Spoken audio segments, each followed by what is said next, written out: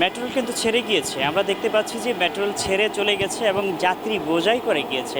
আসলে এই metro rail কিন্তু দীর্ঘ ৩৭ দিন ধরে বন্ধ ছিল এবং মেট্রো রেলের অপেক্ষায় অনেক মানুষ ছিল যারা হচ্ছে প্রতিনিয়ত অফিস করতেন মেট্রো রেলের মাধ্যমে। সেই মানুষগুলো কিন্তু অনেক ভোগান্তির মধ্যে চলতে হয়েছিল।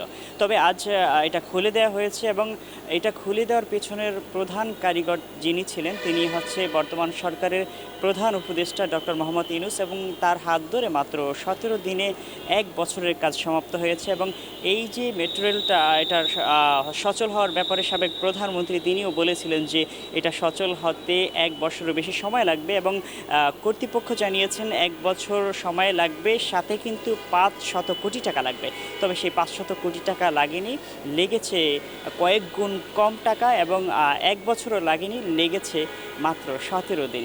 অর্থাৎ এইটা বলা যায় যে অভ্যন্তরীণ সরকারের প্রথম যেই হচ্ছে মানুষকে উপহার দেয়া কাজ তাদের মধ্যে সেই কাজের মধ্যে প্রথম কাজটা হতে পারে এই মেট্রো রেল সচল করার। ত্বকী খান, নিউজ ৯, ঢাকা।